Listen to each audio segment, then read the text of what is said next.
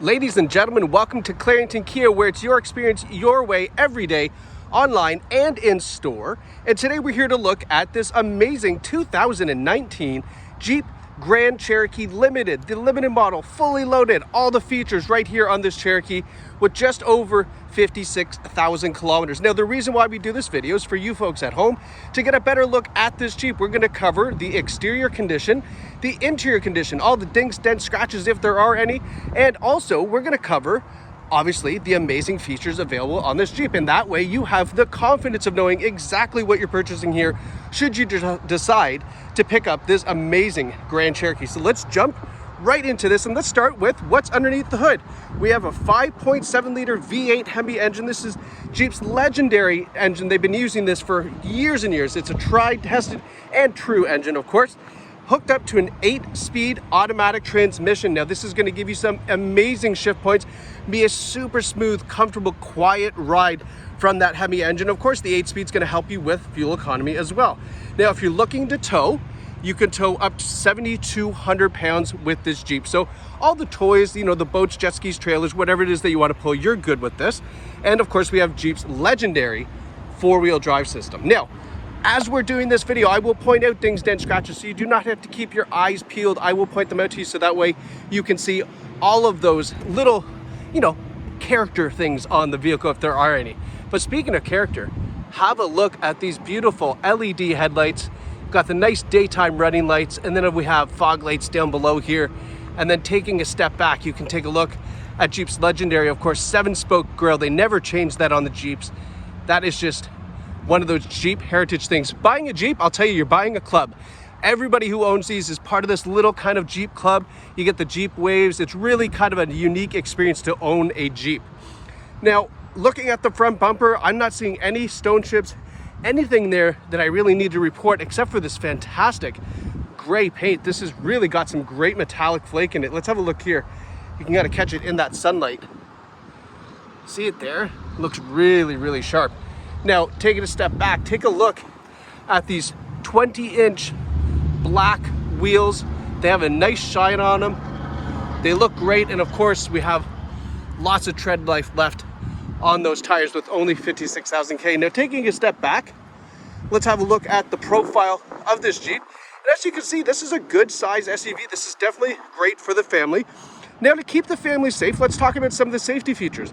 We have Jeep's full suite of advanced safety on this Jeep. We have forward collision warning with active braking. This vehicle will stop if it detects a collision is imminent.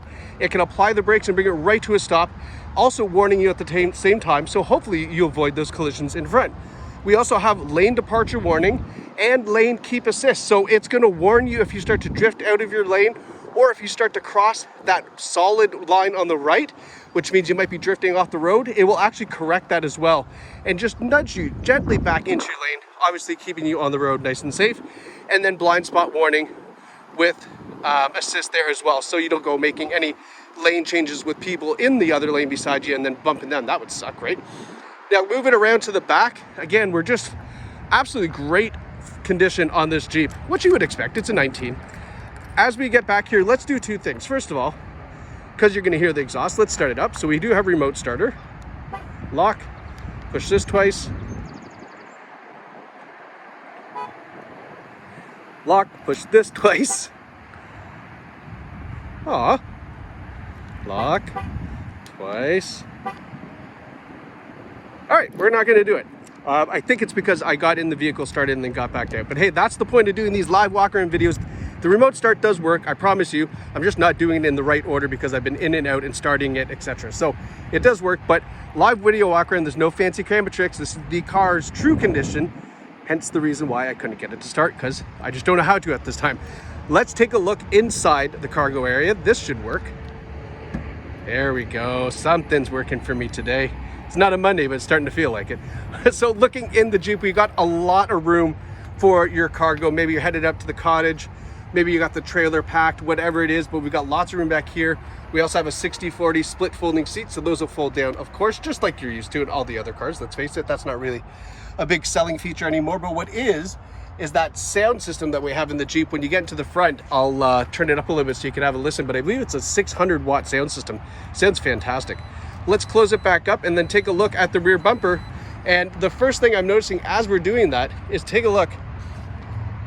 We have this chrome and plastic rear bumper cover, which is great because normally what we find is that that's chipped up from obviously loading in and out all of the stuff into the back. So that there has protected that rear bumper, which is great news. And then we have dual exhaust down below, which unfortunately we can't hear because I couldn't get started.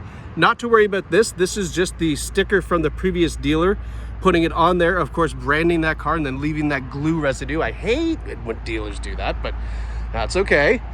Won't mention who it was, but Chrysler accidentally, you know, put that on there. They shouldn't have, but whatever. Continuing the look around. So the side of the vehicle, again, passenger side, looks like it's in great shape. I'm not seeing any dings, any door dents, nothing. But what I am noticing here is, take a look at this. I didn't realize this before. We've got a chrome mirror cap, LED reflectors in there as well, but we have a chrome mirror cap, chrome door handles too. So I like that. It actually really pops out those accents. And then you can see they're continued here when we go through the front of the vehicle, the fog light surrounding and that little chrome grille down there at the bottom.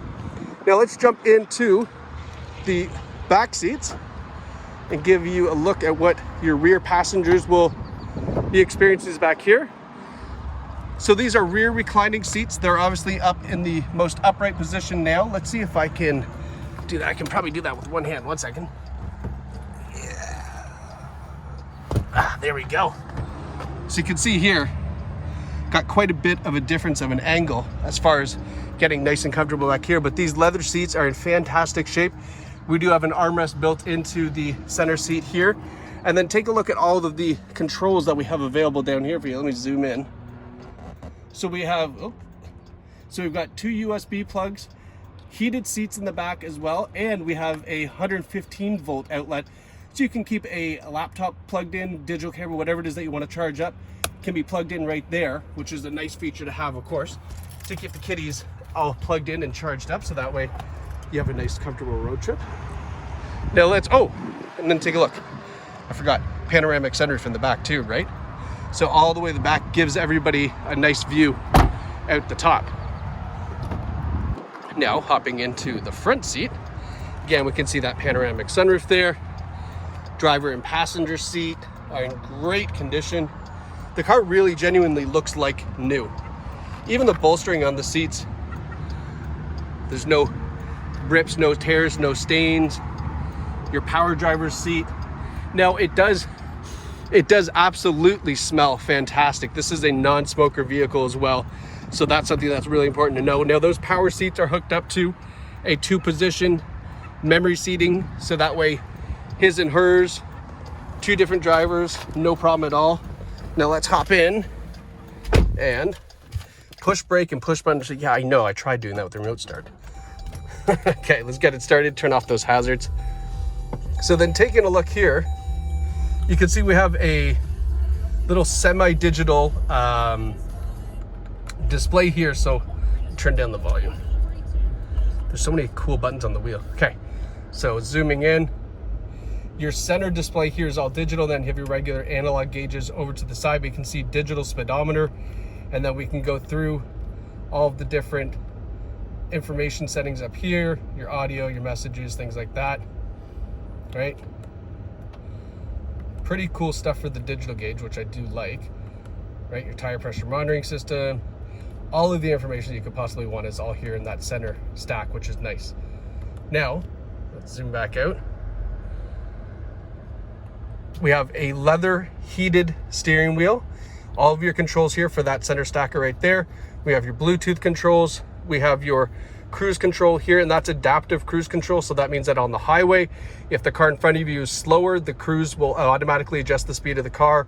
Once that car gets out of the way, it goes back up to your regular cruising speed.